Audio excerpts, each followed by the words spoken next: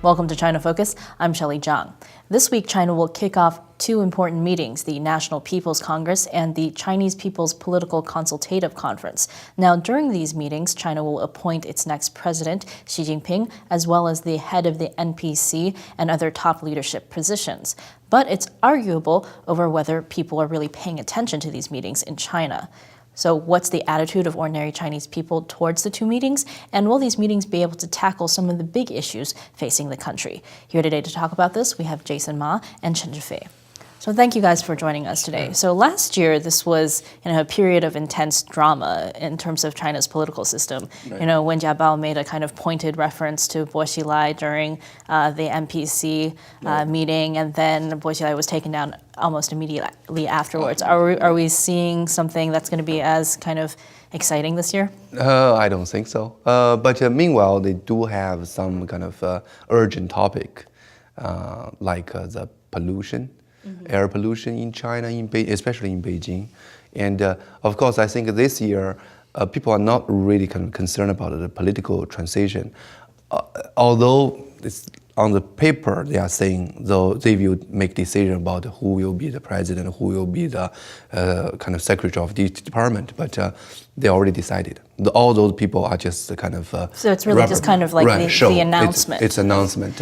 But definitely, people consider this as a show in China in another sense, in the sense of because some of those delegates, they will bring out some proposals, like a legal regulation proposals. So although most of those proposals will be ignored or somewhat ignored, but those proposals will sometimes become a news topic, like this guy proposed this weird idea, that guy proposed some idea, very interesting. I can see the pollution, air pollution, will be a very hot topic. It trigger a lot of proposals. So let me ask about the Chinese state-run media is obviously kind of blowing up these meetings. They're headline news everywhere, and of course there was even an article in People's Daily that was called like why global media is paying attention to China's two sessions. Like this is like the hot topic of the moment. So what are Chinese people's reactions? Well, first of all, Shelley, we should know that these meetings were started in the early 50s when the communists just took over the country. They were the first ever two meetings of this kind. The two bodies were convened in 1949. And there was this lady from Shanxi province who has attended each of every 12 NPC meetings. That's really a record.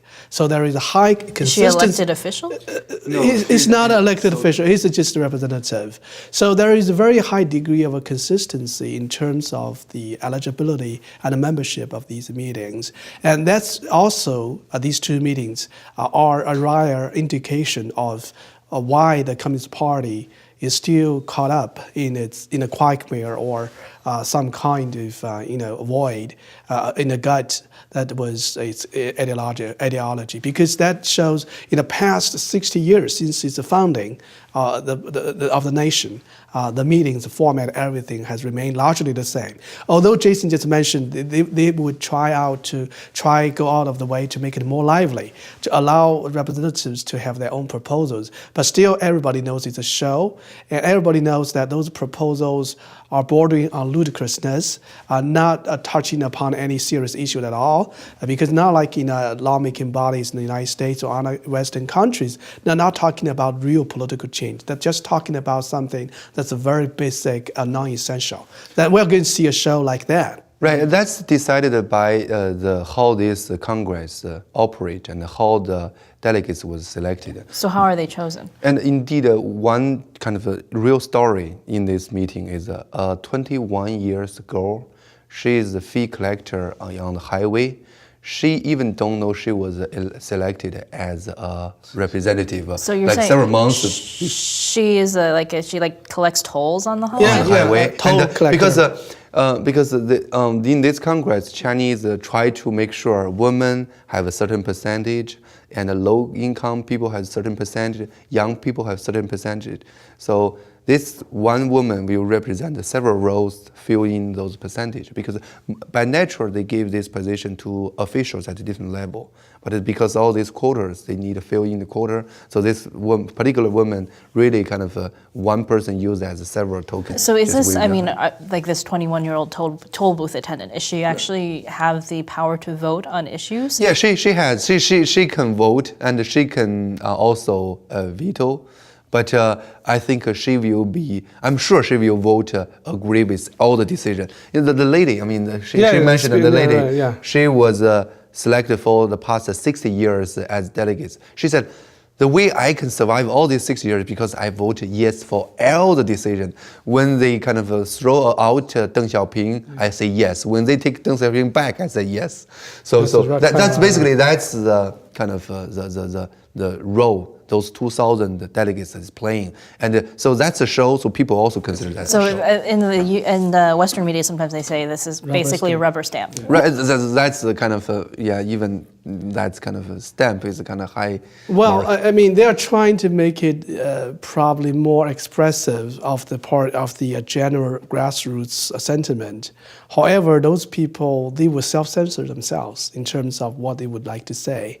So on that, I don't expect any big changes, especially when the party's internal fight is largely over with denouement, with the conclusion of Bruce Lei's case.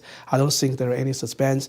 So I expect there is little serious interest in this event. So a little interest for people in China. Yeah. And Jason, you mentioned the issue of pollution before, air pollution that's gotten really hot recently. So a lot of problems facing the country right now, between the pollution issue, corruption, issues of like what the state-run companies and privatization and economic issues. Do you think the NPC will address some of these topics? That's the usage of this kind of meeting. I mean, basically, there are a lot of kind of anger about the pollution because the pollution is clearly man-made, and it's directly related to China's policy of GDP-oriented economy development and environmental kind of ignorance and about from the Chinese government. So that's a government-induced pollution. So people have anger about it.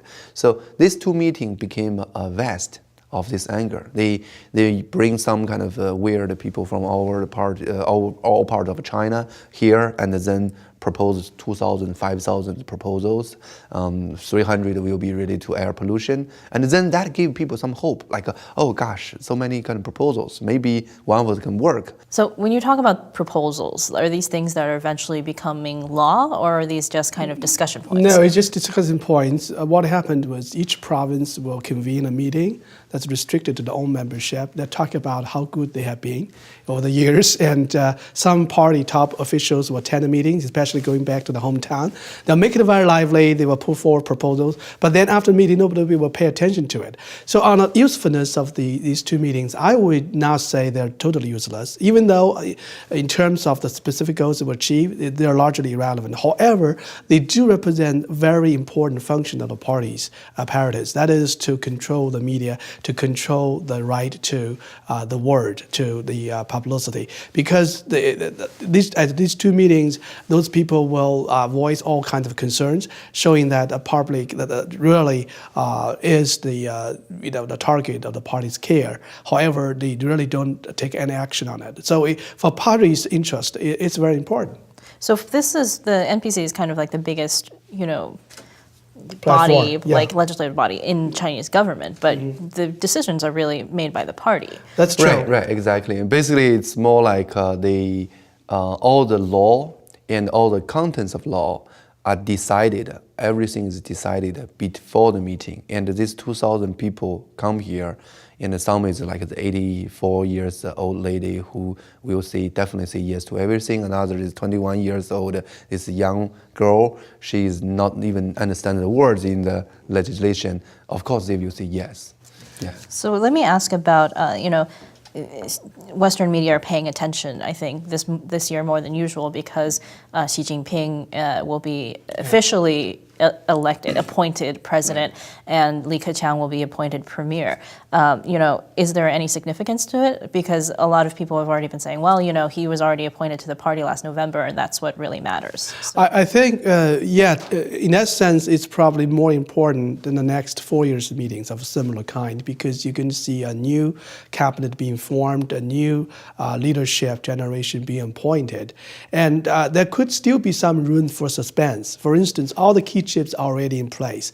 Li Keqiang being premier and Xi Jinping being the president. But then what about other members? But like I said, Li Keqiang may be a special case because Li Keqiang will be the prime minister and he probably have more control about the Chinese economic development. So Western people really want, because he hasn't really given a stage to talk in his own language. So people was thinking like, oh, this is a chance he may stand there, give his talk, and then he can show his personality so we can predict what his policy will be in China. Well, that's true. The body language and the personality, the way he expresses himself, everything, people will really intensely look over for details. Because this is going to be his first big speech, that's true. right? That's true. So let me go back to one thing you said, Jason, Western media pay attention to the leader's personality. Right. Is that kind of like the right way to look at this? Like, does it matter that much? Yeah, this is the kind of translation in kind of lost in translation type of thing. I mean,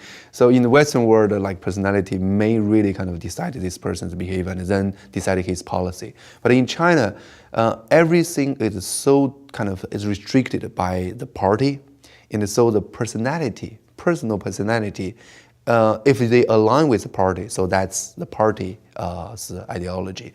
But if they are against the party, a party will get rid of this person. So I guess so personality in China is not that a big issue. We know when Jiabao do have some personality. He was crying for a lot of suffering for Chinese people, but. End up what? Nothing. I mean, all the policy. With the nickname of being China's best actor. Actor, right. But he didn't. His action does not really lead to any policy because all the policy is decided by the party. A person's personality is not important in Chinese, this kind of bigger picture, political picture. Yeah. So talking about, Xi Jinping and people saying, oh, well, he's given off an image of being, more relaxed or softer, or than Jintao, who seemed really stern all the time. This is not any indication of whether he's going to be a reformer. I don't think so. I think people probably have too much expectation of those people's creativeness. I think they were made a lame duck president or party leader the day they took office.